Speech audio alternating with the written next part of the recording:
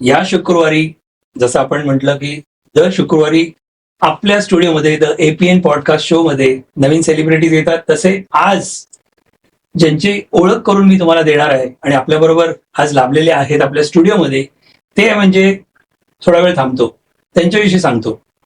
तुम्हाला माहितीये, तुम्ही यांना भेटून एवढे आनंदी व्हाल. जास्ती करून जेवढे काही गृहिणी आहेत, फिमेल्स आहेत, म्हणजे विमेन्स आहेत, त्यांना तर आजचा एपिसोड मला असं वाटतं की खूप आवडेल.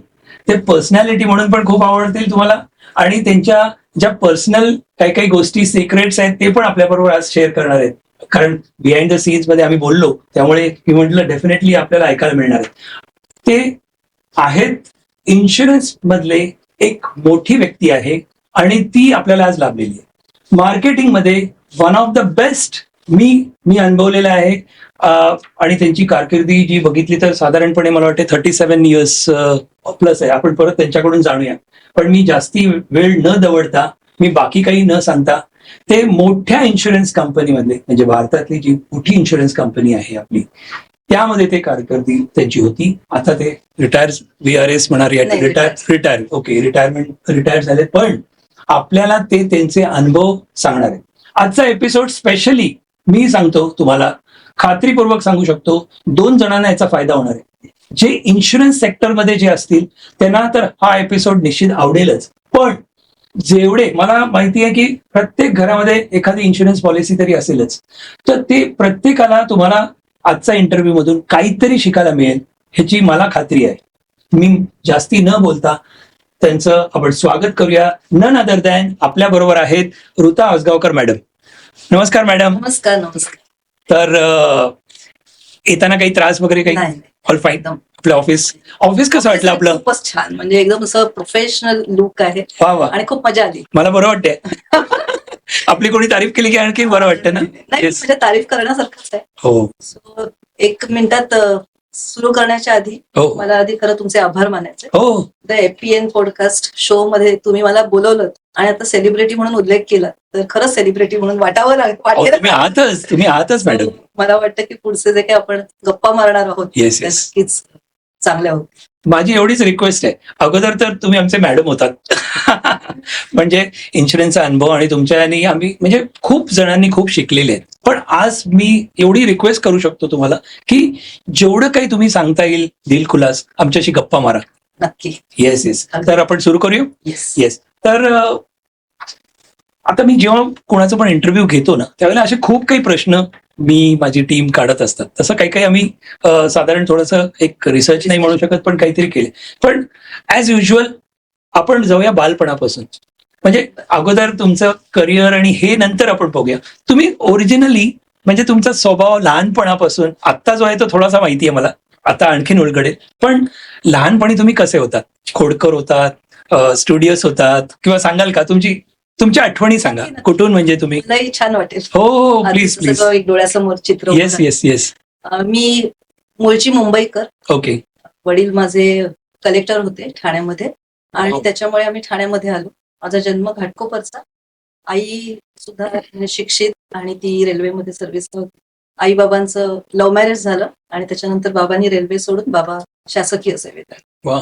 लहानपणापासून त्यांची खूप इच्छा होती की डायरेक्टली IAS व्हावं. ते MPSC तर्फे आले, त्यामुळे त्यांना असं वाटत होतं मी बिंग एल्डर वन तर मी IAS व्हावं.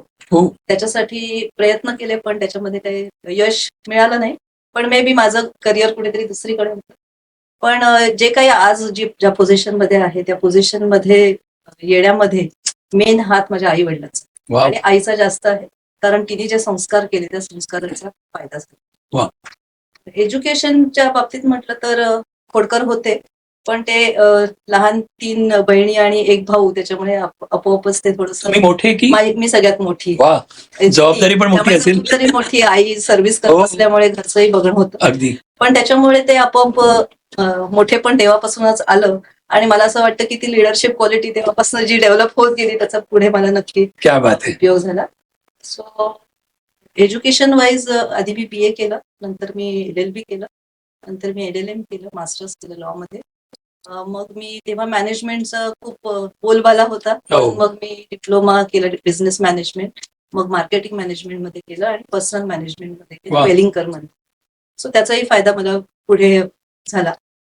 आणि छान म्हणजे घरामध्ये छान Overall- वातावरण होतं, overall. त्याच्यामुळे आमची म्हणजे पर्सनॅलिटी तशीच डेव्हलप. तुम्ही खेळकर पण होतात का? म्हणजे खेळण्यामध्ये पण तुमचं होतं? कुठला गेम खेळायचे तुम्ही?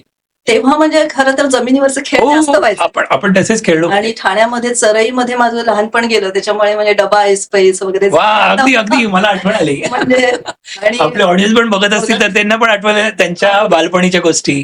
खरंच म्हणजे आपलं बालपण खूप छान हो गेलं, हो हो. खरंच चांगलं गेलं. त्याच्यामुळे असे खेळ आउटडोअर गेम्स आपण खूप खेळत होतो पूर्वी. ते खेळणे आणि लहान भावंड असल्यामुळे त्यांच्या बरोबर खेळणं. वा. आणि आम्हाला असं बाहेरच्या कोणाची मित्रांची गरज लागली नाही, कारण आम्ही 5 जणांचंच एक टीम असायची. वा वा वा. त्याच्यामुळे छान म्हणजे लहानपण खूप छान गेलं. खूप छान खूप छान.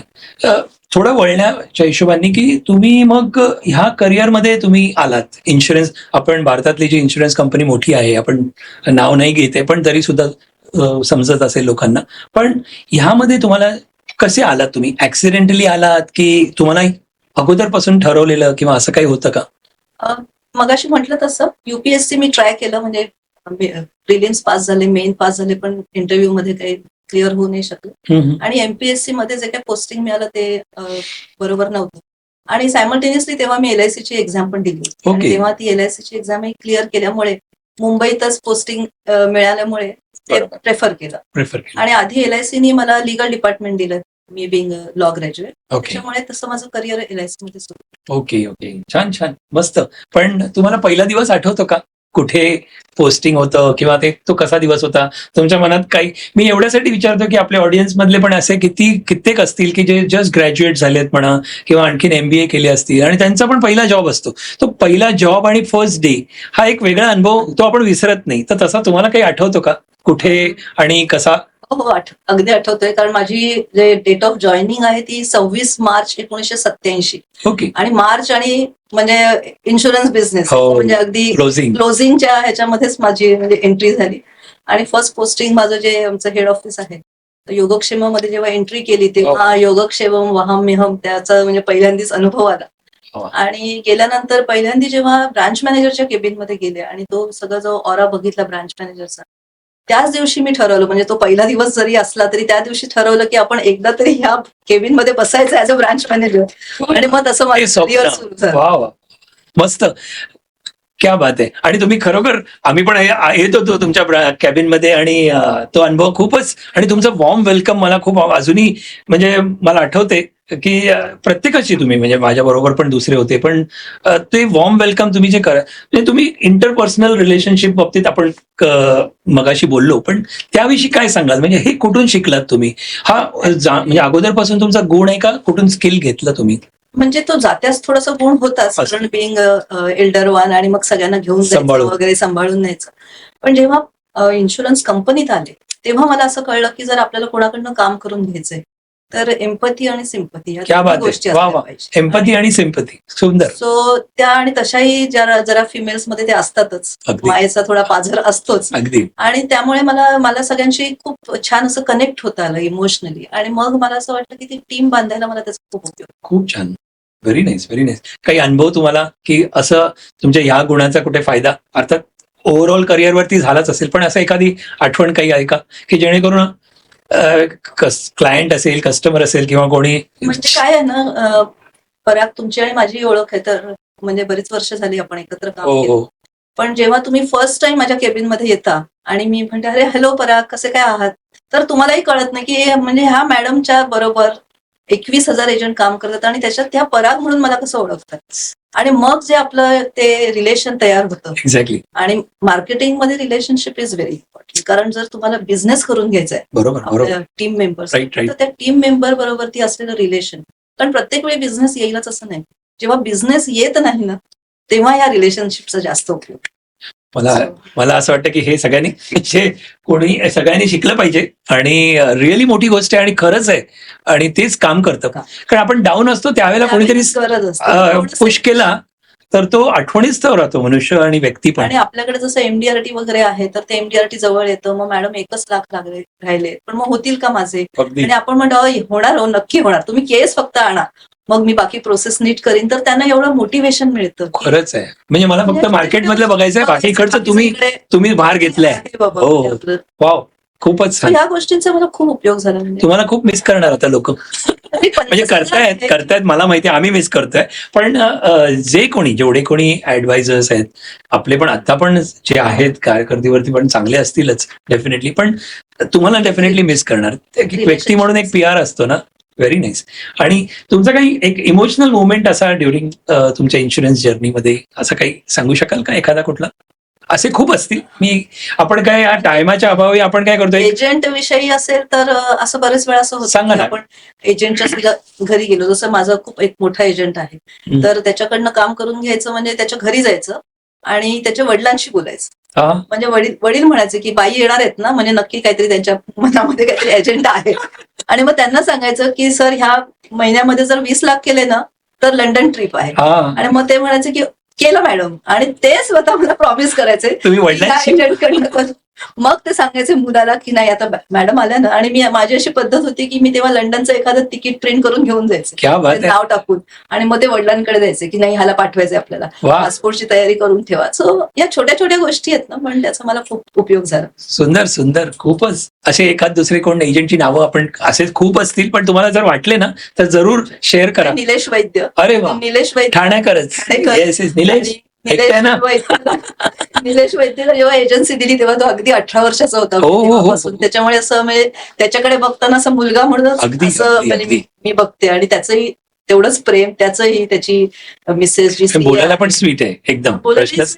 त्याच्या शिवाय बिझनेस होणारच नाही आपल्याकडे. म्हणजे तो नियमच आहे की तुमच्या म्हणजे शर्करा असलीच पाहिजे. अगदी अगदी. आणि म्हणजे मग ते इतकं इमोशनल रिलेशन होतं की मला घरी गेला की माझा तो बिझनेस व्हायचा. सो हे मला ही गोष्ट आवडली. तुम्ही बाबांकडे किंवा वडिलांकडे बोलायचं, कारण ते वडील म्हणायचे की अरे तो पुश मिळतो ना. खूप दिवसात मॅडम आल्या नाही, म्हणजे तू काही बिझनेस करतोयस का नाही करत आहेस. सो हे म्हणजे ह्याच्याने मला खूप फायदा झाला. Very nice, very nice. साधारण एखादी आपण जाता सगळे आपण पैलू बघणार आहोत, तर एखादा कुठला तरी असा क्लेमच्या बाबतीत पण तुम्हाला खूप अनुभव आले असतील क्लेम्स मध्ये, तर काही एखादा सांगू शकाल का, म्हणजे कोणाच्या बाबतीत किंवा विदाऊट नेम्स अर्थात. 37 वर्ष LIC मध्ये घातली आहेत भरपूर. आणि अगदी म्हणजे सगळ्या लेवलला काम केलं, ब्रांच लेवल पासून राईट वरच्या अप्पर ऑफिसमध्येही काम केलं, म्हणजे डिसिजन मेकिंग. ट्रू. पण जेव्हा क्लेम्स जेव्हा येतं ना, जेव्हा काउंटरवरती जेव्हा विडो येते एखादी पॉलिसी घेऊन की माझे मिस्टर आता हयात नाही आणि तिला काहीच माहिती नसतं काय आहे. सो एक मी प्रसंग सांगू शकेन, नाव घेणार नाही कारण कॉन्फिडेन्शियल असतं. पण एकदा एक लेडी माझ्याकडे आली, म्हणजे 3 मुलं घेऊन, ती लहान लहान मुलं होती आणि एक अशी चुरगळलेली पॉलिसी घेऊन आली काउंटरवर. आणि मग काउंटरवर दाखवलं की मला एका ट्रंक मध्ये ती मिळाली आणि माझे यजमान आता हयात नाही, म्हणजे त्यांना यजमान घेऊन जाऊनही 5 वर्ष झाली. सो मला मग ते माझ्याकडे आले की 5 वर्ष झाले, त्यामुळे आपले लॉ ऑफ लिमिटेशन वगैरे सगळे ते कायदे कानून सगळे ते अप्लाय झाले. आणि मग मी जेव्हा त्यांना विचारलं तर नाही, आम्हाला काही कल्पनाच नव्हती की अशी पॉलिसी आहे. सो परत ह्या म्हणजे पॉडकास्टच्या निमित्ताने मी सगळ्यांना म्हणजे पॉलिसी होल्डरनाही सांगू इच्छिते की आपलं नॉमिनेशन, आपली पॉलिसी आहे हे आपल्या ज्यांच्यासाठी घेतोय ना त्यांना तरी सांगणं खूप महत्त्वाचं आहे. सो एखादी एक फाईल करायला हवी की ज्याच्यामध्ये आपण इन्व्हेस्टमेंट मेसेज डायरेक्ट त्यांच्याशी ऑडियन्सना सांगा की तुमचा जो मेसेज असेल की खरंच तुम्ही ज्या इन्व्हेस्टमेंट करताना त्या कोणासाठी करता ते जास्त महत्त्वाचं आहे. कारण आपण नॉमिनी, आपण साधारण आपले स्पाऊस नॉमिनी असतात आणि आपण काहीतरी उद्देशाने ती इन्व्हेस्टमेंट केलेली असते. मेनली जेव्हा इन्शुरन्समध्ये आपण म्हणतो इन्व्हेस्टमेंट, ती रिटायरमेंट प्लॅनिंग असतं, किंवा जेव्हा आपण नसतो तेव्हा आपली सगळी जी काही स्वप्न आहेत ती पूर्ण व्हायला हवी. जसं मुलांचं एज्युकेशन, आता मुलीचं पण एज्युकेशन आणि मग मुलीचं लग्न, कारण लग्नाला अजूनही पैसा लागतो, आणि ऑफकोर्स आपली रिटायरमेंट. तर ह्या गोष्टी आहेत ना, ह्या कुठेतरी एखाद्या फाईलमध्ये लिहून ठेवल्या पाहिजेत की काय काय आपल्याकडे आहे, कधी कधी मॅच्युअर्ड होणार आहे, आणि त्या पॉलिसीच्या कॉपीज पण ठेवल्या पाहिजेत. कारण आपण काय करतो की ते चांगलं काम करतो पण ते शेअर करत नाही घरच्यांकडे. आणि ती जेव्हा बाई म्हणाली की मॅडम हे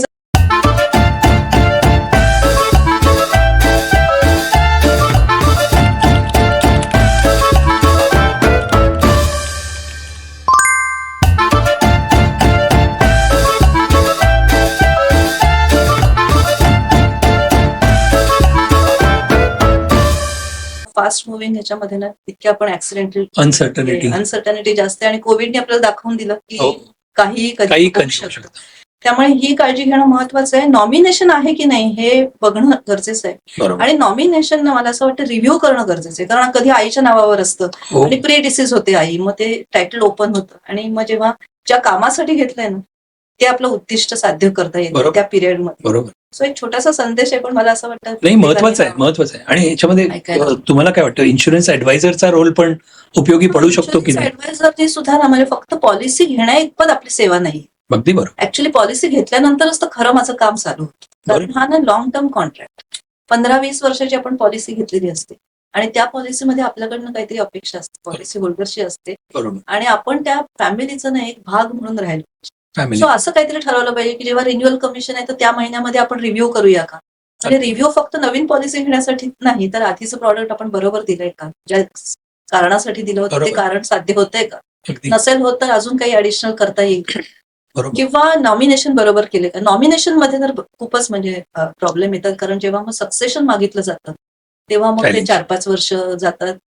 दॅट इज फायनान्शियली सुद्धा बर्डन येतं आणि त्यावेळी आपल्याला ते पैसे मिळत नाहीत. त्यामुळे एजंटचं काम महत्वाचं आहे. कारण मला असं वाटतं आता ह्या एजंटच्या संकल्पनेतनं आपण बाहेर यायला पाहिजे. हो. नाव your a Advice. Portfolio manager, बरोबर. Financial adviser.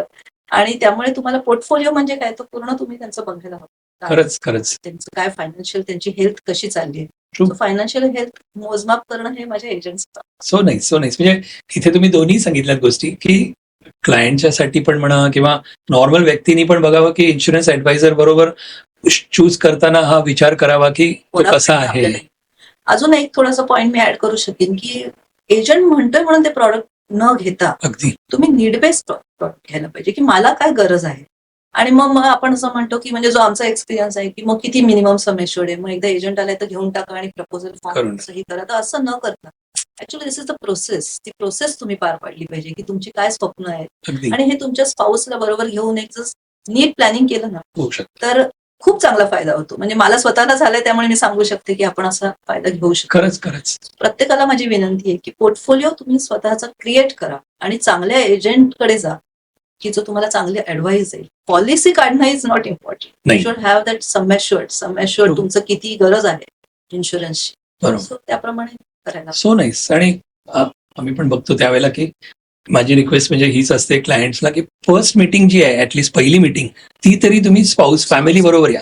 कारण जे काय तुम्ही ज्यांना पण भेटता, ऍडवायझरला भेटता, त्यावेळेला तुम्ही जे डिस्कस करता ते फक्त एक मनुष्य डिस्कस करतोय नाही. हजबंड, वाईफ, मुलं पण मोठी असतील किंवा समजणारी असतील तर त्यांना पण अंकल म्हणून बघू शकतात. अरुण ठेवा. हे काय बोलणं चाललंय ऍटलीस्ट फर्स्ट मीटिंग. कारण घरी जाऊन आपण किती तुम्ही आज सांगितलेलं, मी घरी जाऊन जर सांगितलं ते डिस्काउंट होणारच आहे ना. So that makes a impact. म्हणजे त्याच्यानंतर ते दोघं बोलू शकतात. आणि फॅमिलीमध्ये म्हणजे आता जसं आपली कॉन्सेप्ट आहे की आपण किती इन्शुरन्स घ्यावा. हो तर नॉर्मली आपण काय करतो, आपलं इन्कम मायनस एक्सपेन्सेस हो जे उरतं ते सेव्हिंग मध्ये टाकतो. अगदी. तर actually income minus saving is equal to expenses. खरंच. आणि ते जर करायचं असेल तर तुम्हाला फॅमिलीला इन्व्हॉल्व करायला करायला की मला हे इतके पैसे टाकावेच लागतील बाजूला. कुठे कुठे कट करू शकतो. तर कुठे कुठे कट करू शकतो. आणि ती जर स्पाऊस म्हणजे आता आपल्याकडे ब्रेड विनर हा मेल डॉमिनेटेड आहे, ते फिमेलही मध्ये त्याच्यासाठी आपल्याला मदत करते की नाही हे खरंच इन्शुरन्स गरजेचं आहे. म्हणजे पॉलिसी चिकटवा वगैरे हे जे आहे ना ह्याच्यातनं आपण बाहेर यायला अगदी अगदी अगदी ही गरज आहे. अगदी आणि बरोबर. कोविडच्या पोस्ट कोविड तर ह्याची खूप गरज आहे. हो. आणि मी बघितलंय, अरे माझ्या मित्रांनी पॉलिसी घेतली ना, ती मला दे. ती मला अरे पण म्हणजे आता आपण सेम विषयावरती बोलतोय, पण काही लोक त्याला कनेक्ट होऊ शकतात की अरे मी पण केलं असेल, म्हणजे असं त्यांना वाटेल. पण खरोखर का त्या व्यक्तीनी कदाचित त्याच्यासाठी बरोबर असेल, पण दुसऱ्याला कदाचित ती सेम तुम्हाला सेम लागेल असं सांगता येईल. तुम्हाला डोसा आवडतो, मला तो डोसा द्या, कदाचित आवडेल. सो तुमची आवड आणि तुमची निकड पण बघायला. सो नीड बेस्ड ते असेल तर बरोबर आहे ना. कोविड मधला काही अनुभव आहे का, म्हणजे सांगू शेअर करायला आपल्याकडे? कोविड होऊन आता टाइम झालाय 5-7 वर्ष, पण तरी कोविड मधला अनुभव म्हणजे चांगला वाईट म्हणजे फक्त जे पहिले 10-12 दिवस जेव्हा म्हणजे स्टिप्युलेशन होतं की जायचंच नाही बाहेर, तेवढे 12 दिवसच मी घरी होते. आणि त्यानंतर मी पूर्ण कोविड मी रोज ऑफिसला गेले, कारण त्याच्याशिवाय म्हणजे इलाजच नव्हता. कारण आमच्याकडे जे क्लेम्स येत होते ते क्लेम्स लगेचच पास करणं हे आमच्यावर स्टिप्युलेशन गव्हर्नमेंट कंपनी. आणि पहिला जो डेथ क्लेम आहे म्हणजे ऑल इंडिया मधला पहिला डेथ क्लेम माझ्या घाटकोपर ब्रांचने केला. आणि ते खरंच खूप चॅलेंज होतं, कारण तुमच्याकडे डेथ सर्टिफिकेट नाही, तुमच्याकडे ओरिजिनल पॉलिसी नाही, तुमच्याकडे नॉमिनी आहे, पण नॉमिनी सुद्धा ती पण कोविडनी त्रस्त, आणि तिथे त्या बिल्डिंगमध्ये जाऊ शकत नाही, कम्युनिकेशन कम्प्युटरला हात लावू शकत नाही, आपण पेपरला हात लावणं सुद्धा शक्य नव्हतंच. आणि बँकाही बंद होत्या. म्हणजे नेफ्ट जरी मी केलं तरी ते कुठल्या अकाउंटमध्ये जाईल, कारण अकाउंट ते हे करणं, मॅच करणं, हे सुद्धा एक मोठं चॅलेंज होतं. म्हणजे खरंच पहिला क्लेम जो सर्वोदयामध्ये त्यांची डेथ झाली त्या मिस्टरांची, आणि 2 मुलं पण ती अब्रॉड होती, आणि नॉमिनी बायको आणि ती आयसोलेटेड होती.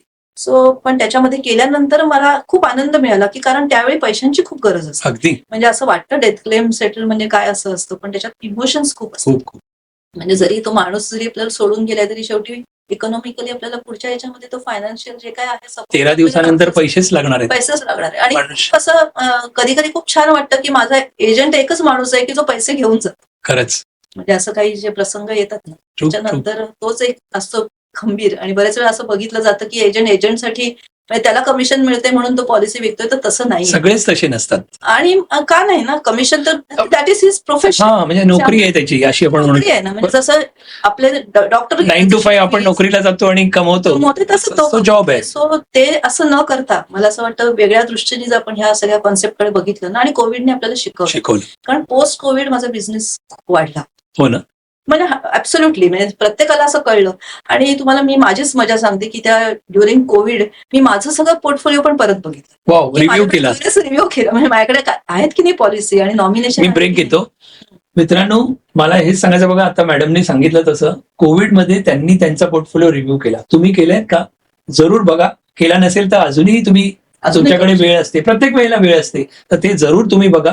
आणि दुसरी गोष्ट मला सांगायला आवडेल की कोविडमध्ये मॅडमनी सांगितले की काही क्लेम्स त्यांनी सेटल केले. तुम्हाला काही अनुभव आला का तुमच्या मित्रांचा, नातेवाईकांचा? तर जरूर आमच्या कमेंटमध्ये लिहा, म्हणजे आणखीन काही लोकांना त्याची मदत होऊ शकेल. थँक्यू. सॉरी मॅडम, आपण कंटिन्यू करूया. या, तर तुम्ही कोविडमध्ये रिव्ह्यू केला, तुम्ही म्हणाला. रिव्ह्यू केला म्हणजे माझाच रिव्ह्यू केला की मी, म्हणजे माझ्याकडे हेल्थ इन्शुरन्स आहे की नाही, मेडिक्लेम आहे की नाही, माझं टर्म इन्शुरन्स आहे की नाही, आणि आहे पण त्याचे पैसे भरलेत की नाही. अगदी. कारण पॉलिसी लॅप्स कंडिशन मध्ये असून काही उपयोग नाहीये, ते बघणं. आणि नॉर्मल व्यक्तीला तेवढं, म्हणजे सगळ्यांना समजतात एज्युकेटेड, ह्याच्यामध्ये एज्युकेशन आणि याचा काही नाही. टेक्निकल कधी कधी त्यांना ऑनलाईन असतात, किंवा काही काही पेमेंट झालंय नाही झालंय, ती लॅप्स असेल की नाही, ऍटलीस्ट तुमच्या ऍडवायझरकडे, ऍडवायझरकडे तुम्ही विचारा, काहीतरी रिव्ह्यू करा ऍटलीस्ट वर्षातून एक. Very nice. किती मोठा पॉईंट सांगितला तुम्ही. आणि ऍक्सिडेंटल पण क्लेम्स येत होते का? म्हणजे तुम्ही केले असतील किंवा असं तर खूप असतील ना असे? खूप आहेत. बरोबर. आणि त्याच्यामध्ये म्हणजे आता आपण असं नावानी नाही करत आहे, हिट अँड रन वगैरे ऐकतो, तेव्हा कधी कधी चिडही येते आपल्या मनामध्ये, थोडा राग असतोच की असं कसं झालं. कारण त्याची स्टोरी तुम्हाला पहिली माहिती पडते, कारण ते क्लेमच्या वेळेला बरोबर चांगली नसते, पण तरी. आणि क्लेम्सचं जे आहे ना, त्यांचं क्लेम्स रेशो चांगला आहे, अशा कंपनीकडे आपण गेलं पाहिजे पॉलिसी घेताना. अगदी. कारण जे कंपनीनं पॉलिसी घेताना खूप रिक्वायरमेंट मागते ना, अशी कंपनी नेहमी चांगली असते. कारण ती घेताना एंट्री डोअर आपल्याला अवघड वाटतो, पण तो एक्झिट डोअर असेल तो चांगला असेल, इझी असेल, बरोबर, स्मूथ. सगळेजण ऐकतायत आणि they will take their own wise decision, असं आपण करू. आपण थोडासा प्रश्नाचं वळूया. मला म्हणाला तुम्ही रिटायर झाला, पण वाटत नाही मॅडम. आता मी स्क्रीनवरती बोलतोय, पण तरी पण बघा, म्हणजे तुम्ही फिजिकल फिटनेससाठी काय करता असं स्पेशल सांगाल का? म्हणजे तुम्ही कसं बघता स्वतःकडे? कार्यरत राहणं महत्वाचं आहे. म्हणजे मी तुम्हाला सांगू इच्छिते की मला 2 मुली आहेत. म्हणजे माझी मोठी मुलगी रेडिओलॉजिस्ट आहे, आणि माझे जावई कार्डिओलॉजिस्ट आहे. त्यांचं स्वतःचं हॉस्पिटल. नाव सांगू शकाल त्यांचं? हो, डॉक्टर विदुर कर्णिक आणि डॉक्टर सायली कर्णिक. दोघांचं रिदम मल्टीस्पेशालिटी हॉस्पिटल आहे कोल्हापूरमध्ये. आणि माझा मोठा नातू आहे तो 11 वर्षाचा, 5वीत आहे, आणि सेकंड जो आहे तो 6 वर्षाचा आहे. मी थक्क झालो.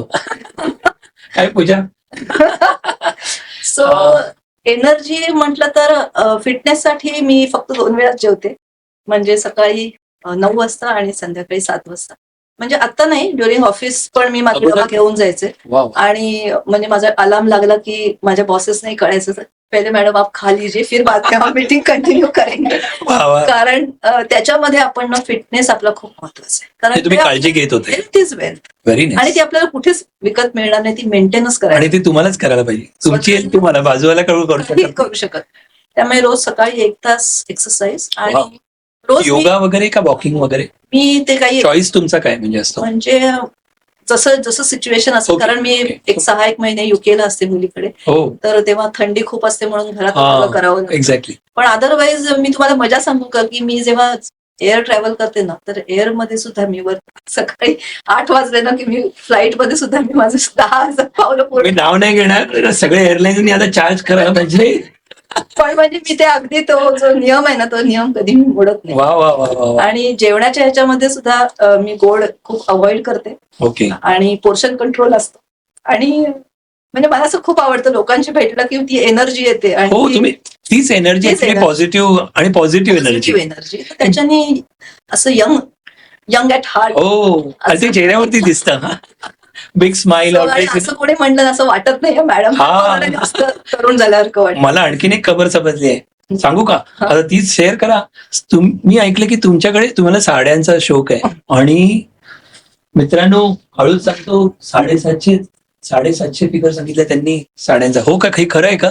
काय ते म्हणजे तुम्हाला आवड आहे? साडी लव्हर असं काही शब्द सगळे असते. विमेन्स आणि सगळ्या बायकांनी ऐकायला पाहिजे आणि ते म्हणतील येस तुमचे फॅन होणार. काय झालं ना, की काय एका बॉसने मला एकदा सांगितलं की madam you are always a professional, so you should not wear jeans in, म्हणजे कॅज्युअल लुक मध्ये कधीही ऑफिसमध्ये यायला नको, असं त्यांचं खूप एक दबाव असायचा सगळ्यांसाठीच. पण मी तो पॉझिटिव्हली घेतला आणि मला असं वाटत नाही की गेल्या 25 वर्षात कधी मी अदर दॅन साडी मी ऑफिसमध्ये क्या गेली. बात आहे, सो खूप छान.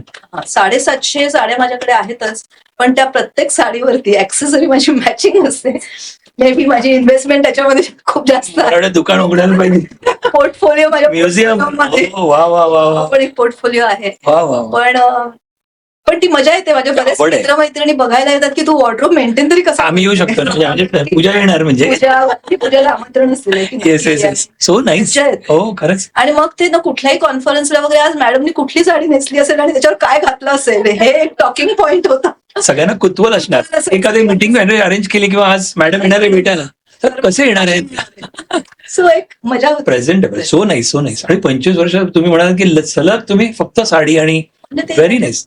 आणि एवढे लोक भेटायला येतात, तुम्ही किती मोठ्या लोकांना पण भेटत होता. मोठ्या लोकांनाही भेटतो, कॉर्पोरेट लेवलला. आणि एक्झॅक्ट. एजंट एक इमेज. जेव्हा आपल्याकडे येतो ना, तेव्हा पण तो एक असं आईच्या ह्याच्यामध्ये आपल्याला बघतो की म्हणजे कोणीतरी अगदी वेगळं आहे. अगदी अगदी. सो एक ती आपली इमेज ही ती काय लोक पैसे खर्च करतात इमेज कन्सल्टंटसाठी, तुमच्याकडेच शिकायला पाहिजे. काही टिप्स आपण विचारूया ना, स्पेशल टिप्स काय. पण नाही खरंच की म्हणजे आता जाता जाता आपण थोडस छान आणि ह्युमरस वाटलं, पण तरी सुद्धा serious, on a serious note, हे तुम्ही जे सांगताय की इमेज कन्सल्टंट किंवा व्यवस्थितपणा, तुम्ही आता आपले किती स्टाफ असतील जे जॉईन होणार असतील कुठे कुठे वेगवेगळ्या ठिकाणी, त्यांच्यासाठी काही तुमचा मेसेज सांगू शकलात तर सांगा ना, म्हणजे तुमचा अनुभव सांगा. Building is very important. म्हणजे मी आधी जेव्हा कोर्टात जायचं ना, तेव्हा वय पण माझं लहान होतं जेव्हा मी जॉईन झाले. सो कोर्टामध्ये ना कुणी लोक असं आपल्याला रिस्पेक्टच देत नव्हते, म्हणजे असं बाजूला व्हा वगैरे असं म्हणायचं. मग असं आम्ही विचार केला, नाही म्हटलं काहीतरी आपल्यामध्ये थोडीशी कमी वाटते, कारण जेव्हा ते ड्रेस वगैरे घालून, म्हणजे मी तुम्हाला 37 इयर्स आधीच सांगते, जेव्हा हायकोर्ट आणि कन्झ्युमर कोर्टामध्ये आम्ही रिप्रेझेंट करायचो. सो तेव्हा मी ठरवलं की नाही, आपण साडी नेसून यायचं. आणि साडी नेसून गेल्यानंतर मला आपोआप कळलं की अरे आता आपल्याला ते रिस्पेक्ट द्यायला लागले, मॅडम थोडा बाजू में हो जाओ. सो इंडियन कल्चर, माणसाचा बघण्याचा दृष्टिकोन आहे. आणि मार्केटिंगमध्ये स्पेशली जेव्हा म्हणजे असं मी असं बघितलं की 500 जणांचा आमचा ग्रुप असतो आणि त्याच्यामध्ये 10% लेडीज असतात. आणि कधी कधी तुम्ही पोडियमवर बघितलं असेल तर मी एकटीच बसायचे 15-20 जणांमध्ये.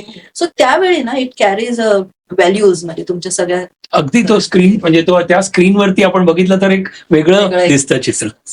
इमेज बिल्डिंगसाठी ते छान, मस्तच आहे असं मला वाटतं. म्हणजे मला त्याचा उपयोग झाला. हो, कोणी याचा how they look in to. प्रत्येक जण आजकाल चांगलं दिसण्याचा प्रयत्न करतो, पण त्यामध्ये तुमचं काम काय आहे ते पण बघून, तुमचं कुठल्या पदवीवरती आहात आणि त्या हिशोबाने पदावरती त्याला सुटेबल असं बघा. बरोबर. कॅज्युअल मध्ये तुम्ही picnic okay, that is different. आणि मी ना रुरल मार्केटमध्ये काम केलं, म्हणजे मी मेट्रोमध्ये केलं, मुंबईमध्ये केलं, मी कोल्हापूर पुण्यामध्ये केलं. काही अनुभव होता का मुंबई? आणि आता तुम्ही एवढ्या ठिकाणी फिरले तर वेगवेगळ्या लोकांचा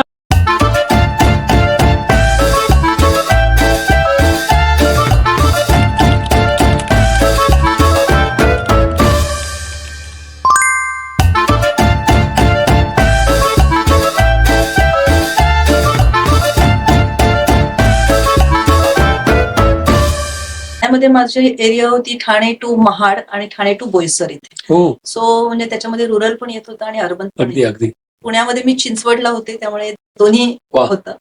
आणि कोल्हापूर मधला माझा अनुभव म्हणजे मला शेअर करायला खूप आवडेल, कारण Please, please. कोल्हापूरमध्ये माझ्याकडे 3 डिस्ट्रिक्ट होते, म्हणजे कोल्हापूर, सिंधुदुर्ग आणि रत्नागिरी. ओके. आणि 23 ब्रांचेस होत्या, पण मी एकदा म्हणजे खेडहून निघाले, म्हणजे मी स्वतःच ड्राईव्ह करायचे, ते मी सावंतवाडीपर्यंत यायचे. काय बात आहे. आणि म्हणजे मध्ये कुठल्याही एजंटचं जरी ऑफिस जरी दिसलं तरी माझी गाडी तिथे थांबायची आणि मग त्यांना सांगायचं की मी मार्केटिंग मॅनेजर. आणि मग त्यांना तो जो काही आनंद व्हायचा. अगदी. आणि मग त्यांच्या घरी गेल्यानंतर, म्हणजे घरी गेल्यानंतर आई जेव्हा म्हणायची की हे म्हणजे आपल्या ह्यांनी दिलेलं घर आहे, आमच्या संस्थेने दिलेलं आहे, ही गाडी दिसते ही संस्थेने दिली आहे, चांगलं काम आहे. क्या बात आहे. आणि मग कित्येक घरांमध्ये म्हणजे मला असं बसवून ओटी वगैरे भरली आहे, म्हणजे हा एक पर्सनल टच झाला. म्हणजे मला ओटी भरली म्हणून पर्सनल टच नाही, पण त्या माणसाला मी कधीही मागितलं ना बिझनेस एक्झॅक्टली. किंवा त्यांना मी सांगितलं नाही यावेळी मला तुमच्याकडनं एमडीआरटी हवं म्हणजे हवं, तर ते होणारच. सो हा जो इमोशनली कनेक्ट झाला. नुसता बिझनेस म्हटलं तर नाही मिळणार हे. आणि एक वाक्य मी त्यांना असं म्हणजे नेहमी सांगायचं की म्हणजे आपण एकमेका सहाय्य करू आणि अवघे होऊ श्रीमंत. हो, ते का क्लबचं आहे वाक्य. श्रीमंत व्हायचं असेल तर आपण एकमेकांना आपण साथ दिली पाहिजे. छान आणि आहे. मग त्याच्यामुळे काय झालं की खूप मोठ्या लोकांमध्ये म्हणजे मी एजंट बरोबर ती खूप असे जॉईंट कॉल्स केले, खूप मोठमोठ्या पॉलिसीज त्याच्यामुळे वा वा वा. आणि कोल्हापूरचे कोण एजंट नावं काही आठवतात का तुम्हाला? मनीष मुनोत आहे, ओके. जो आता टीओटी एजंट आहे. ऐका तुम्ही पण मनीष भाऊ खूप चांगला. Yes yes yes. आणि बरेचसे एजंट आहेत की Yes, जे yes. खूप पूर्वीपार पासून काम करत आले, म्हणजे Right. 30-40 वर्ष एजन्सी आहे. आणि त्यांच्या कस्टमरनी ना आमचं ऑफिस बघितलंच नाही, अगदी. कारण त्यांना म्हणजे त्यांना ऑफिस म्हणजे जे एजंट ऑफिस आहे तेच बरोबर. ऑफिस आहे. ते जे दाखवणार एजंट जो दाखवणार ते दिसणार.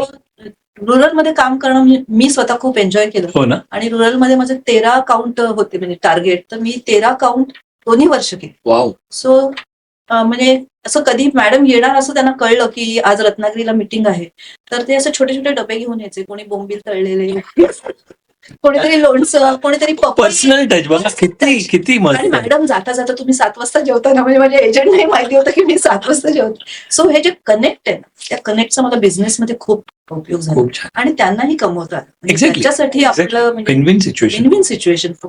सो नाईस म्हणजे तुम्ही सांगितल्याप्रमाणे मला माझ्यासमोर असं आम्ही पण एक अनुभव कोल्हापूरचे एक एजंटकडे आम्ही गेलेलो, एमडीआरटी च्या प्रोग्रामला ते भेटलेले. आणि सॉरी मी एमडीआरटी नाव पण पूजा आठवते आपण काय त्यांचं जे मनापासून असतं ना, एकदम म्हणजे आपण ते प्रेम कुठे बघू शकत, म्हणजे चक्क दिसतं की ते खुश झालेत. आणि भले त्यांच्याकडे बसायला वगैरे कमी जास्त असेल, पण खाली बसलं तरी शेतावरची वांग्याची भाजी आणि केलेली त्यांनी, घरचं दूध आणि काय जबरदस्त, म्हणजे मी आठवण अजूनही विसरत नाही. थँक्यू. खूप आणि त्याला खूप कौतुक वाटायचं की मॅडम स्वतः गाडी चालवत आहेत आणि स्वतः आल्या, असं काही म्हणजे असं ऑरा नाही, पण ते खूप मजा आली. म्हणजे व्हेरी नाईस. खूप छान.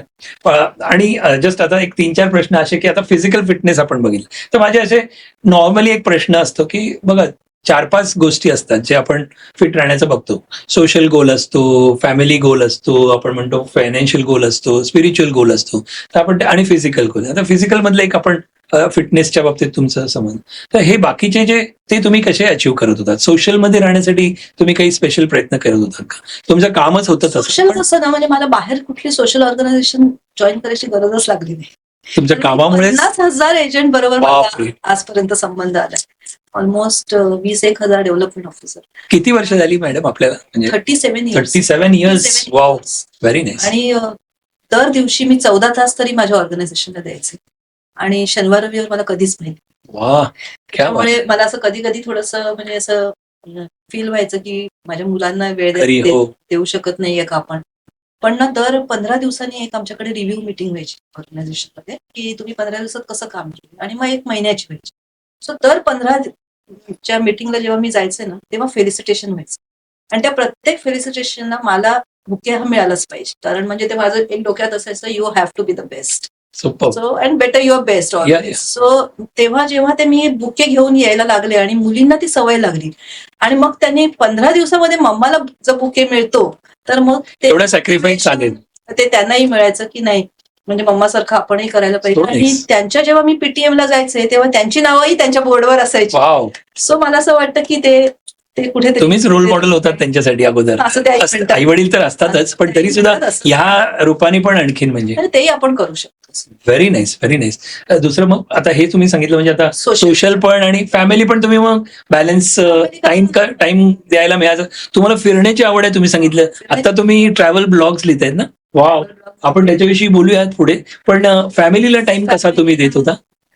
म्हणजे असं कारण माझे मिस्टरही म्हणजे मोठ्या कंपनीमध्ये होते, मार्केटिंगमध्ये, त्यामुळे त्यांनाही वेळ नसायचा. हो. So मी असं ठरवायचो की एका दिवशी म्हणजे शनिवारी मोस्टली येहूरला जायचो. तेव्हा येहूरला नेट यायचं ते नेटवर्क. वा वा वा. तर त्यामुळे सगळ्यांचे फोन बंद असायचे आणि कंपल्सरी. मग आपण कंपल्सरी Very nice. एकमेकांशी बोलणं किंवा कारण तेव्हा मोबाईलही हो हो चालू लागत असेल पण तर नाही. निदान बरं असतं की आपण निदान एक 1 to 1 कनेक्ट होतो. So nice. आणि एक 6 महिन्यांनी डोमेस्टिक, 6 महिन्यांनी इंटरनॅशनल असं ट्रॅव्हल मी तेव्हापासूनच करतच होते. आवड होती म्हणजे ट्रॅव्हलची तुम्हाला? म्हणजे आणि आता सुद्धा मी माझी छोटी लेक फिजिओथेरपिस्ट आहे जी युके मध्ये आहे. हो. सो आताही मी जाते, म्हणजे मी आता 15 दिवसापूर्वीच आले.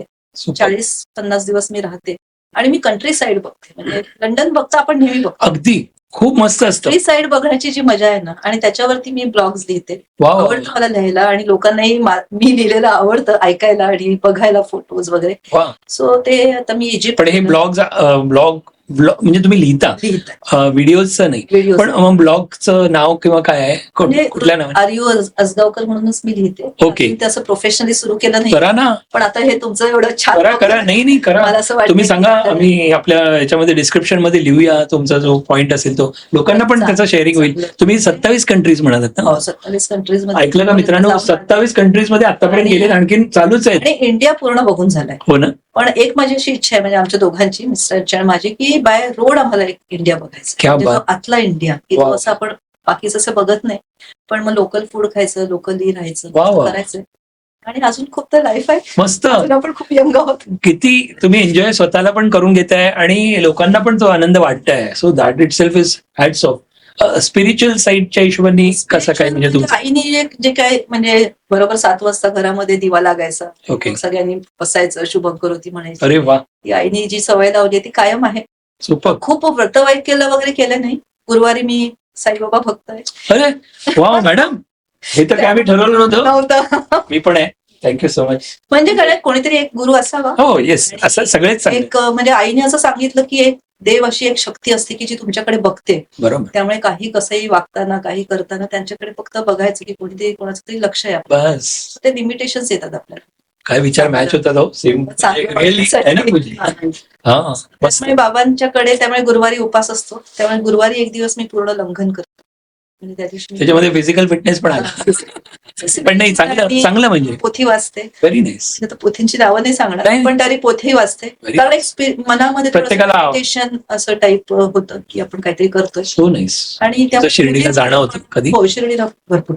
व्हेरी नाईस, खूप छान. आणि माझी मोठी लेक तर म्हणजे पूर्ण व्रतवैकल्य करते, रेडिओलॉजिस्ट. पण शी इज एन्जॉईंग दॅट. आणि ती आईकडेच वाढल्यामुळे तिथे कोल्हापूरला तुम्ही म्हणाल ते तिच्याकडे आलंय, तर तो बेस चांगला होता. Very nice. अगदी वागताना बोलताना कुठेतरी एक विश्वास ठेवला प्रत्येकाने, तरी सम पॉवर जे कंट्रोल करते. आणि कॉन्शियन्स आपलं चांगलं असेल तर ते कोणतरी, तुम्ही म्हणाला तसं, कोणतरी पाहते.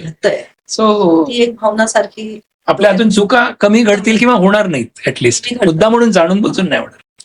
खूप छान, खूप छान. म्हणजे आपण हे छानपैकी तुम्ही सगळ्या गोष्टी सांगितल्या. आता कॅन यू शेअर, आता आपण आतापर्यंत चांगलं बोललो, तर आता मला विचारायचं, असं कधी फेल्युअर पण कधी आलं का? बघा, मनुष्याचं मध्ये अप अँड डाऊन असतातच ना, हे अख्ख्या एक करिअर मधलं किंवा लहानपणीचं पण दोन्ही असेल तर सांगू शकेन. कारण करिअर मधलं जरा थोडंसं स्पष्ट असं होतं की एका राऊंड मध्ये मला प्रमोशन मिळालं नव्हतं. सो प्रमोशन लिस्ट मध्ये जेव्हा माझं नाव आलं नाही, कारण म्हणजे I was the best market. तर प्रत्येक वेळी माझं जेव्हा चांगलं असतं, अप्रायझल चांगलं झालं आणि मग नाव का नाही. सो त्या दिवशी जेव्हा म्हणजे लिस्ट आउट झाल्यानंतर माझं नाव कळलं नाही, असं कळल्यानंतर म्हणजे माझ्या टॉप बॉसेस, म्हणजे सेक्रेटरिएट मधनं, झेडएम सेक्रेटरिएट मधनं फोन आले की काय झालं असेल की तुम्हाला मिळालं नाही. आणि नेक्स्ट डे मला तिकडे बोलवलं गेलं आणि स्वतः माझ्या बॉसनी माझं रिप्रेझेंटेशन दिलं. सो ते मला असं वाटतं की ते माझं म्हणजे कुठेतरी एक सर्टिफिकेट मिळालंय. देवानी नंतर प्रमोशन मिळालं रिप्रेझेंटेशन मध्ये आणि मला सेम ब्रांच मध्येच कंटिन्यू. वा वा, आणि मुली त्या वर्षी मला खूप गरज होती, कारण मुलगी माझी 10वीत होती. सो देव असं कधीतरी चांगलं, चांगल्यासाठी सुद्धा खूप चांगलं, करतो. खूप चांगलं. पण आता तुम्ही सांगितल्याप्रमाणे जेव्हा असं काही फेल्युअर म्हणा किंवा याला फेल्युअर म्हणा किंवा सेटबॅक त्यावेळेला वाटला, तर त्यावेळेला माइंडसेटला प्रिपेअर तुम्ही कसं केलं? ऍक्च्युली म्हणजे how you motivate your self? माझी मुलींमध्ये माझा खूप संवाद चांगला आहे आणि माझा नवरा एकदम स्ट्रॉंग सपोर्टर आहे. वाव. त्यामुळे त्यांचं असं म्हणणं होतं की काहीतरी प्रॉब्लेम झाला असेल, पण आपण आहोत ना, हा, आपण त्याच्यावरती बघूया काय काय करता येते, त्याचा तो विचार कर खूप छान. आणि तू तुझं काम केलंयस. त्यामुळे त्यांना ऍक्च्युली रिटायर झाल्यावर पण त्यांना खूप असं टेन्शन आलं होतं की ही बाई 14-15 तास तिथेच असते, आता बहुतेक की आपलं डोकं काही कसं करेल ती पूर्ण manage 14 तास करेल. त्यांच्याकडे बघायचं ते. पण मे बी नाही, पण आता तुम्ही ब्लॉग आणि हे लिहिताय. ई बुक लिहिलंय मी, क्या बात आहे. वा वा. इन्शुरन्सच्या बाबतीत असतं आणि पब्लिश केले करा ते तुम्ही. ऍक्च्युली मला थोडंसं लास्ट ह्याच्यामध्ये आहे, Okay. कव्हर पेज वगैरे चाललंय. करा. तुमचं घेईन आता advice. अरे काय, त्यांनी already मला जेवढं काही येतं ते ऍटलिस्ट जरूर एकमेकाचा शेअर. हा, खरंच. आणि असंच होतं ना असंच. कोणाला तरी. Very nice, very nice. मस्त. फिलॉसॉफी ऑफ लाईफ तुमची काय आहे? आता समजलंय, पण तरी तुमची फिलॉसॉफी ऑफ लाईफ काय आहे ऍज ऑन टुडे? त्यावेळेला कशी होती आणि आता कशी आहे? काही फरक आहे? स्टेटस मध्ये जे लिहिलेलं आहे की माय विश इज युअर कमांड, असं अरे वा. कोणीतरी असतं अल्लाउद्दीन, तो हा हा, आपला दिवा घेऊन उभा असतो, फक्त आपल्याला विश करायचं असतं. कारण मॅनिफेस्टेशनवर माझा खूप विश्वास आहे खूप छान. की जे मॅनिफेस्ट आपण करतो, म्हणजे हे ऍक्च्युली पॉडकास्टचं पण मी मॅनिफेस्टेशन केलं होतं की असं माझं होईल, वा. आणि खरंच सांगते. आणि त्याच्यात पराखंड झाला, त्याच्यात मला जास्त सो नाही, सो नाही, आम्हाला बरं वाटलं. तुझ्या So nice, ह्याच्या thank you. वरती मला जाता आलं. पण मॅनिफेस्टेशन आपण करायला हवं, कारण ते आपण मॅनिफेस्टेशन आपल्याला नेचर सुद्धा आपल्याला सपोर्ट सपोर्ट करतो, त्याच्यावर विश्वास आहे. आणि दुसरं की जिंदगी ना मिलेगी दोबारा, हा, एकच जिंदगी आहे मिळालेली, सो अगदी. You have to live the life to the fullest. Super. मित्रांनो, आतापर्यंत तर आपण ऐकतोय आणि तुम्ही ऐकलं, हा फिलॉसॉफी ऑफ लाईफ हा जर तुम्ही मी सगळ्यांनी जर घेतला तर एकमेकांना तर मदत होईलच, पण आणखीन काय येते दुःख कुठे दिसणारच नाही. प्रत्येकाला प्लस मायनस. हा, दॅट इज वन पार्ट. राहता कामा नये. हो, थोडंसं मला कोणी सांगितलं ना, ते दुःख कसं एक पेंडुलम सारखं असतं. आनंद पण असेल तरी ते प्रिपेअर राहा की हे थोडा वेळ येणार आहे पुढे. खूप सो यू गेट प्रिपेअर्ड. म्हणजे आपण हे कुठे मनशक्ती तिथे आम्ही गेलेलो लोणावळ्याला, त्यांच्याकडून शिकलो. म्हणजे थँक्यू. म्हणजे हे लाईफसाठी खरंच पेंडुलम आहे. पेंड्युलम दिसायला चांगलं असलं म्हणून भारून जायचं नाही. आणि पुढे काय असलं असेल तरी- okay, we should, this time will also go, तो शब्द आहे तसा. बरोबर. सो पण तुम्हाला असं कधी वाटलं का की बाबा, म्हणजे तुम्ही आता इन्शुरन्स एवढ्या मोठ्या कंपनीमध्ये होता, 37 इयर्स पर्यंत तुम्ही काम केलं, यामध्ये तुम्हाला सक्सेस पण मिळालं, तुम्ही हार्डवर्किंग, आता तुम्ही सांगितलं सगळं ठीक आहे, आणि तुम्ही म्हणालात 15-15 दिवसांनी फेलिसिटेशन पण तुम्ही घ्यायचंच आणि तुम्ही घ्यायचा. पण ह्याच्यामध्ये असं कधीतरी आलं का बस झालं आता, म्हणजे असा कुठला तरी अनुभव की आता बस झालं, म्हणजे रागानी असेल, फेडअप झाला असाल, फ्रस्ट्रेशन असेल, तर असं कधी झालं का? नाही. कधीतरी एकदा झालं का? नाही, कधीच 37 इयर्स. कधीच नाही, काय बात. कधीच नाही. म्हणजे खरंच, सो नाईस, सो नाईस. म्हणजे ते माहिती नाही देवाचं हे असेल आपलं.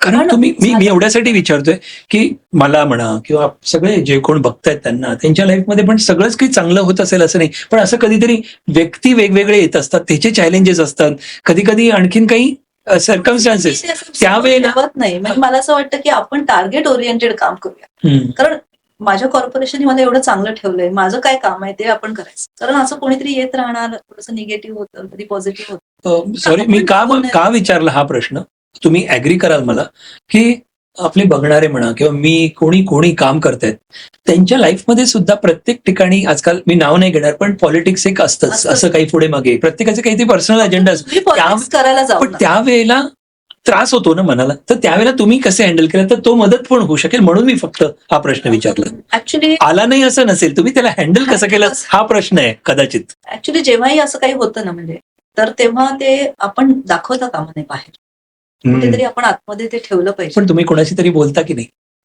असं घरी, किंवा कोण मित्र मोजके असतील, 2-3 फ्रेंड्स, असं माझ्या मुली मैत्रिणी आहेत, वाव वाव, आणि त्यांना असं माहिती असतं की आज बीओसी जरा कमी आल्या, मम्मा डोंट वरी, उद्या येईल. So nice. सो म्हणजे त्या कधी कधी झेडेल काम करतात. खूप छान, खूप छान. सो त्यांच्याशी बोलन. आणि आता तर माझी 2 नातवंड आहेत, हा, ते असं कुठेतरी आमचं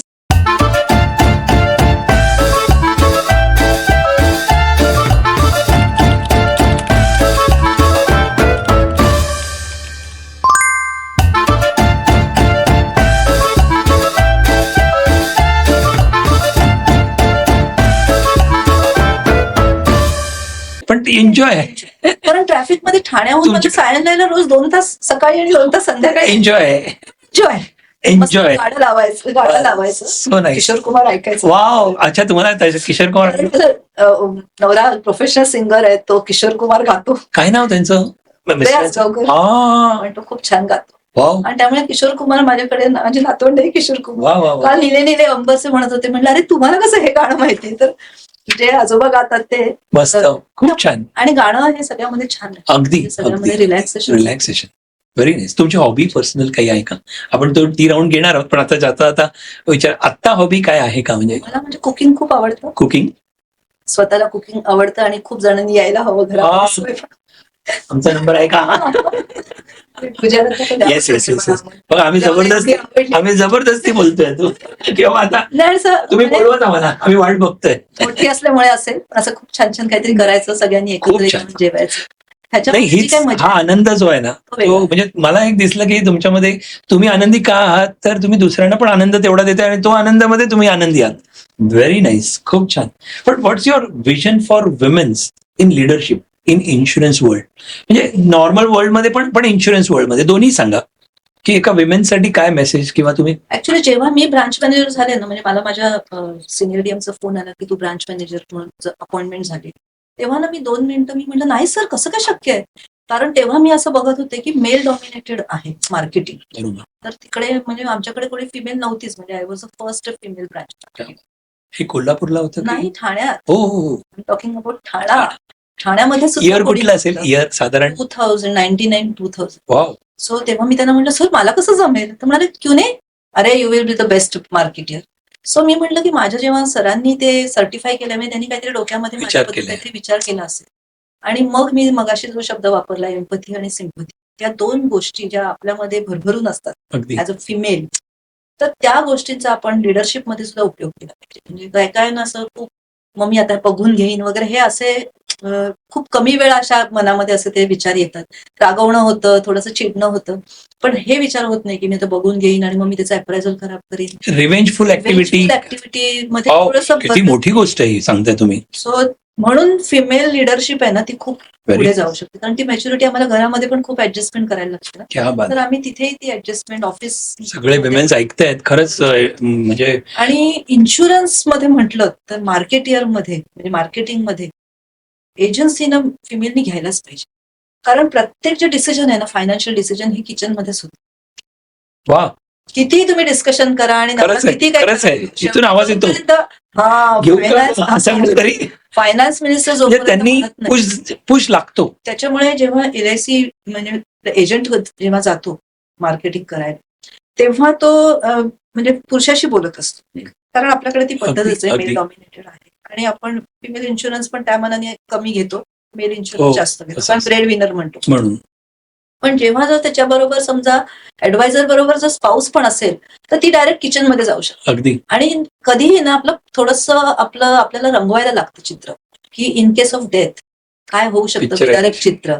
आणि मग त्याच्यासाठी आपल्याला ही पॉलिसीची गरज. म्हणजे तुम्ही पॉलिसी माझ्यासाठी घेत नाहीये, तर तुम्ही तुमच्यासाठी घेताय. सो हे सगळं चित्र जे दाखवायचं आहे ना, ते खरं आतमध्ये किचन मध्ये दाखवायचं. त्याच्यामुळे फिमेल बोलू शकणार नाही ना, भले तिला इन्सिक्युअर वाटलं तरी ती बोलणार नाही तुमचं काही झालं तर माझं काय. असं आजकाल फ्रेंडली जरी असेल तरी आपण ही चर्चा करत नाही. त्यावेळेला ऍडवायझर कधीतरी ते फिमेलला कळतं की नाही म्हणजे कोणतरी माझ्यातर्फे बोलते. आणि फ्रीज घेण्यापेक्षा पॉलिसी घेणं गरजेचं आहे आता, कारण ती दॅट इज दी प्रायोरिटी. मग नंतर पुढच्या जेव्हा पैसे मिळतील तेव्हा आपण फ्रीज घेऊ शकतो. मला अपग्रेड करायचंय फ्रीज मध्ये, तर ह्या सगळ्या गोष्टी आहेत ना, म्हणून फिमेल इन्शुरन्स मध्ये खूप छान काम करू शकतो. खरंच.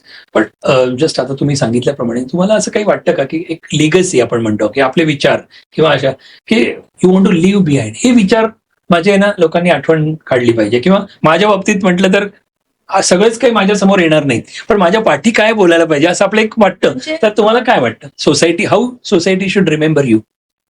एक चांगली व्यक्ती म्हणून, की टच करणारी.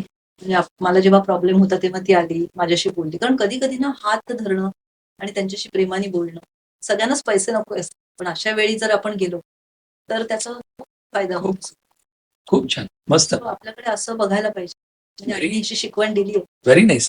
मी माझा अनुभव म्हणजे मी बोललो पण तुम्हाला की एवढे जण आहेत पण there are few people whom we remember. कारण कुठेतरी तुमच्यासाठी ते छोटी गोष्ट होती, पण त्यावेळेला त्या गोष्टी ती मोठी गोष्ट होती. माझ्यासाठी, माझ्या क्लायंटसाठी तुम्ही जी हेल्प केलेली होती म्हणा, किंवा काही मेडिकलसाठी, येस तुमच्या हातात होतं, विच अदर पर्सन कुड हॅव डन, पण मला तुम्ही एकदम आठवणीत राहिला. आता पूजा म्हणता नाही म्हणाली, ती आमची केस म्हणजे ती एकच केस मी केली, पण इतके वर्ष तुमच्या ते डोक्यामध्ये रजिस्टर. सो असं आहे ना, म्हणजे माझं तर जेव्हा आम्ही जातो बाहेर इंटरनॅशनल ट्रॅव्हल किंवा डोमेस्टिक पण, तर माझ्या सगळ्या भाचं कंपनी, माझ्या बहीण भाऊ सगळ्यांना माहिती की दिदीचं कोणीतरी ओळखीचं भेटणार. आणि ऍक्च्युली सांगते, म्हणजे मॉरिशसला गेला तरी आपला LICचा एक माणूस इथे भेटलाच. म्हणजे दुबईत गेले तर एअरपोर्टवरती मला एक ऍडवायझर. तो आपला फायदा असतो. जगामध्ये कुठे गेलं तरी आपलं ते इन्शुरन्स ऑफिस एक कुठेतरी गेलं तरी असं वाटलं की आपल्याच घरी गेलं तर एक मुलगा पुढे आला आणि म्हणाला, मॅडम गुरुपौर्णिमेला तुमचं दर्शन. अरे तू इकडे कसं. वा वा वा. सो हे जे आनंद ना, ही श्रीमंती आहे ना, ती माझ्यासारखं श्रीमंत कोणी नाही. रिअली तुम्ही म्हणाला तसं, म्हणजे खूप श्रीमंती. म्हणजे मी clap for you, really very. मी समजू शकतो मॅडम, खरंच. आम्ही क्लायंटच्या बाबतीत म्हणतो, किंवा आम्ही पण कुठेतरी गेलो ना, काही ब्रांचेसमध्ये कुठे अडचण झाली, असं वाटतं की आपलंच घर आहे. म्हणजे तो कनेक्ट आहे. Really very nice. आणि तुम्ही तर अनुभवलंय, आणि तुम्ही इतकी वर्ष गेली. हो, तर ते मी तर म्हणजे एकदम श्रीमंत आहे, व्हेरी रिच, एकदम. माझ्यासारखं श्रीमंत मला वाटत हो मॅडम. HNI मध्ये आहेत आता. पण व्हॉट्स युअर मेसेज, म्हणजे आपल्या तरुण श्रोत्यांना आपण काय संदेश द्याल? तरुण जे कोणी आहेत, जे नवीन एजन्सी घेणार आहेत, ही इन्शुरन्समध्ये, हा इन्शुरन्सचा सेक्टर आपण त्याच्यावरती येऊया, पण इन्शुरन्सचा सेक्टर खूप वाढणारच आहे. अजूनही खूप टॅप नाही, पोटेन्शियल खूप आहे. तर खूप जण येऊ शकतात की इंडिपेंडेंट त्यांच्या इन्कमच्या दृष्टीने पण म्हणा, आणि तुम्ही सोशल सर्व्हिस पण करू शकता लोकांचं. स्वार्थ आणि परमार्थ एकत्र. तर त्यांच्यासाठी नवीन पहिला मेसेज आहे की जे नवीन एजन्सी ऍडवायझर्स असतील, कुणी एजन्सी घेतली आणि किंवा 5 वर्षाच्या आतले, त्यांना काय तुम्ही मेसेज द्याल, सांगाल का? मला असं वाटतं की जेव्हा एजन्सी त्यांनी घेतली, म्हणजे त्यांना कोणीतरी दिलेली असते एजन्सी, बरोबर. सो त्या ज्या लीडरनी दिली आहे ना, त्यांनी तुम्हाला काहीतरी हेरलंय तुमच्या, आणि म्हणून ती एजन्सी दिली आहे. तुम्ही स्पेशल आहात. तुम्ही स्पेशल आहात. कारण 140 करोड मध्ये जर फक्त 14 लाखाचं एजंट, याचा अर्थ तुम्ही काहीतरी स्पेशल आहात आणि तुम्हाला कोणीतरी सिलेक्ट केलंय. सो तुमच्यात ती आहे कला, पण ती कला डेव्हलप करायला. सो मला असं वाटतं अपग्रेड करत राहायचं स्वतःला, ट्रेनिंग घेत राहायचं, प्रॉडक्ट, आणि मेन म्हणजे मार्केटमध्ये रोज गेलंच पाहिजे. जोपर्यंत आपण एक जिवंत माणसासमोर बसून आपण प्लॅन प्रेझेंट करत तोपर्यंत आपण इन्शुरन्स विकूच शकत नाही. आपण हे कागदवरती आपण काही नाही करू शकत की आम्ही खूप प्लॅन प्रेझेंटेशन करतोय, मी कॉम्बिनेशन केलं. अरे पण जोपर्यंत तू बोलत नाही, जोपर्यंत तू सांगत नाही, त्यामुळे रोज एक प्रेझेंटेशन तरी केलंच पाहिजे. बरोबर. आणि हे आपले सॅटर्डे संडे जे आहेत, जे सुट्टीचे दिवस आहेत, हे आपल्याला सुट्टीचे दिवस नाहीये, त्यावेळेला कामाचे, ते कस्टमरला सुट्टीचे दिवस आहेत. आणि म्हणून आपण त्याच्याकडे जाणं त्यावेळी महत्वाचं आहे. आणि जेव्हा तुम्ही डेथ क्लेम द्याल, आता हे नवीन एजंट आहेत, तेव्हा तुम्हाला कळेल की त्याच्यामध्ये आपण म्हणजे काय केलंय. कारण त्या फॅमिलीला भेटल्यावर काय, म्हणजे फॅमिली तुमच्याबद्दल काय विचार करेल. सो हे करणं खूप गरजेचं आहे. आणि इमेन्स पोटेन्शियल, 140 करोड जनता आहे आणि फक्त 28 करोड लोकांना पर्यंत आपण इन्शुरन्स पोहोचलाय. सो बाकीच्यांनाही देता येईल आणि ते 28 करोड नाही परत देता येईल. निश्चित आहे ना, गरजा आहेतच. आणि आता फिमेल सेगमेंट पण खूप ओपन झालंय, पण आता ते पण ब्रेड विनर झालेत ना, ऑलमोस्ट खांदा खांदा लावून त्या कामं करतायत. त्यामुळे त्यांच्यापर्यंत इन्शुरन्सची कॉन्सेप्ट नेणं हे ऍक्च्युली आपलं आद्य कर्तव्य आहे असं. मित्रांनो, तुम्ही ऐकलेला असेल आता हा मेसेज. पण आता तुम्ही सांगितलं ते नवीन ऍडवायझर्ससाठी, जर सेटल झालेले 5 वर्ष प्लस आहेत, त्यांना पण गरज असते काही ना काहीतरी गोष्टींची, ते पण कुठे अडत असतात. पण त्यांच्यासाठी काय वेगळा मेसेज असू शकतो, म्हणजे दोघांच्या मधला फरक मी समजण्याचा प्रयत्न करतो. आता हे नवीन जे आहेत ना, त्यांनी अजून म्हणजे ते यश चाखलं नाही, त्यांना कळत नाही की जसं आपण म्हणतो की काही इन्व्हेस्टमेंटमध्ये कंपाऊंडिंग आपल्याला इंटरेस्ट, अगदी तसं एजन्सीमध्ये पण कंपाऊंडिंग इफेक्ट. खूप छान. कंपाऊंडिंग इफेक्ट कधी मिळेल, जेव्हा तुम्ही जास्तीत जास्त पॉलिसी होल्डर जमा कराल, पॉलिसीज जास्त विकाल, प्रीमियम जास्त आणा, तेव्हा तुम्हाला हे होऊ शकतं. आणि जेव्हा तुम्ही काम करताना तुम्हाला मोबदला हा मिळतोच. आणि चांगल्या इन्शुरन्स कंपनीमध्ये जा आणि चांगलं प्रॉडक्ट विका, नीड बेस्ड प्रॉडक्ट विका, आणि आपला फायद्यापेक्षा ना पॉलिसी होल्डरचा फायदा. कारण पॉलिसी होल्डरचा जर एकदा फायदा झाला ना, तर तुम्हाला कधीही त्याच्या फॅमिलीमधनं काढत नाही. अगदी. त्यामुळे ती फॅमिली मेंबरच बनलेला आहे. ती फॅमिली आपल्याकडनं घेतच राहते, कारण ती काही ना काहीतरी लागणारच राहते. सो ते म्हणजे एक जर आपला एखादा मोठा एजंट जो असतो ना, ऍडवायझर, त्याच्याकडे एक 400-500 फॅमिली असते, त्याला बाहेर जायची गरजच लागते. जसं तुमचं आहे, इतका तुमचा मोठा एक गट आहे, की तिथेच आपण म्हणजे काम करू शकतो. तर 5 वर्षाच्या वरच्यांना तर खरं तर इतके एक्सपर्ट असतात. पण ठीक आहे, कारण इन्शुरन्स आहे ना, कॉन्सेप्ट हे टँजिबल हो. प्रॉडक्ट नसल्यामुळे ना ते विकणं खूप कठीण आहे. पण म्हणूनच तर तुम्ही आहात. हो हो हो So, खरंच खरंच तुम्हाला आम्ही चूज केलंय. येस आम्ही पण special yes special you are खरंच खरंच म्हणजे एव्हरी पर्सन इज स्पेशल. पण आपल्याला त्यात एक ह्या भावनेने जर विचार केला तर खरंच बरं वाटतं की अरे आपण आपल्याकडून देव काहीतरी चांगलं करून घेतोय. म्हणजे कोणाचं तरी वेलफेअर जो आपण म्हणतो फॅमिली वेलफेअर. आणि माझं प्रोफेशन आहेच ते, नो डाऊट. पण त्याच्याबरोबर मी हे सगळं करू शकतो. म्हणजे देशाला पण पुढे जायला पण म्हटलं तर आपण थोडीशी मदत करतोय. खालचा वाटा. जरूर नाही आपण की पैसे असे द्यायला पाहिजेत, अशा यांनी क्रिएट करू शकतो. सो नाईस, खूप छान. मी काही पर्सनल प्रश्न विचारू का तुम्हाला विचारा. करिअर मधला? तर अगदी म्हणजे असं होतं का की तुम्हाला कामाचं प्रेशर किंवा असं आजकाल मी का जातोय की आपले जे ऐकणारे आहेत ते काम करणारे असतील किंवा आणखीन काही, तर कामाचं प्रेशर असतं, टार्गेटचे प्रेशर असतात.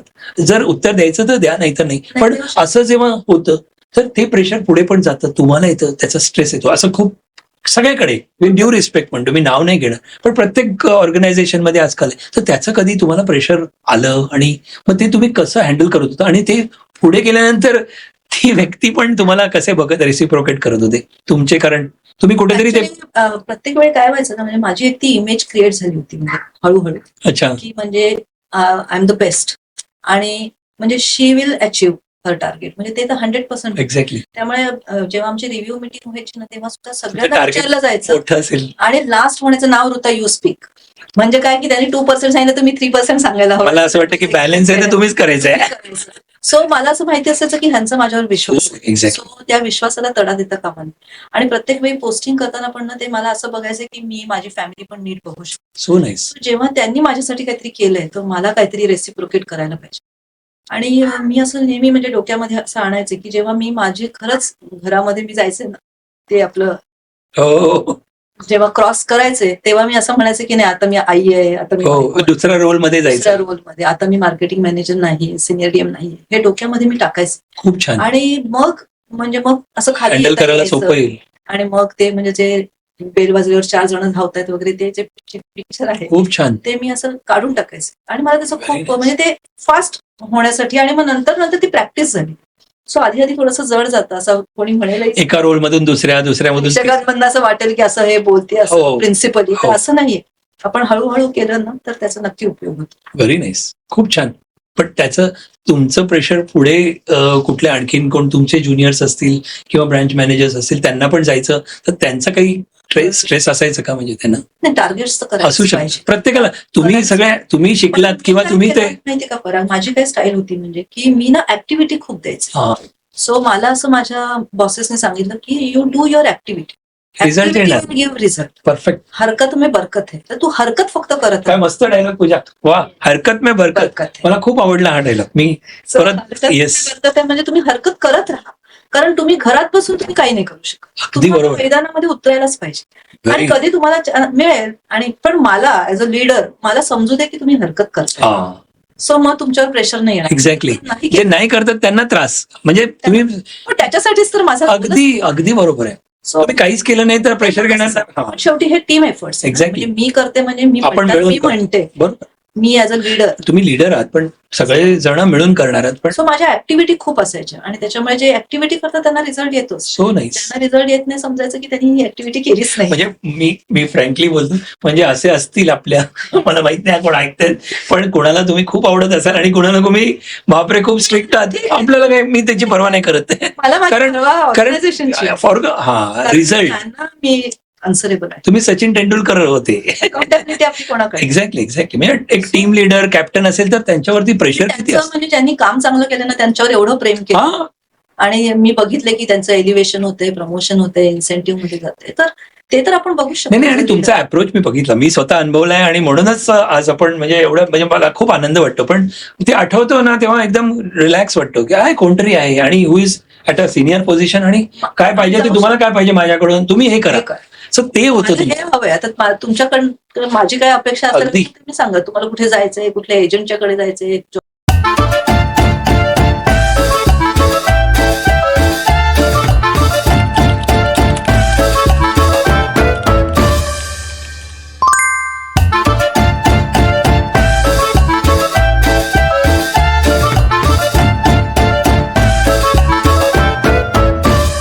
नाही पण सांगा ना.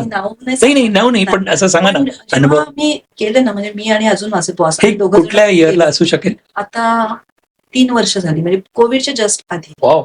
तर तेव्हा 100 crores हा मित्रांनो. तर जेव्हा म्हणजे मला जायचं होतं MHR करायला, म्हणजे आमचा जो मॉडेल हजार रिपोर्ट असतो, तेव्हा आता एजंट म्हणाले की त्यांची अपॉइंटमेंट मिळत नाही. तर मी म्हटलं नाही, अपॉइंटमेंट तर तुम्हाला घ्यावी लागेल, कारण मला तर पर्सन आपलं हे फर्स्ट अंडर रायटिंग आहे, तर मला तर बघावं लागेल, कारण 100 करोडचा आपण विमा रिस्क घेतोय.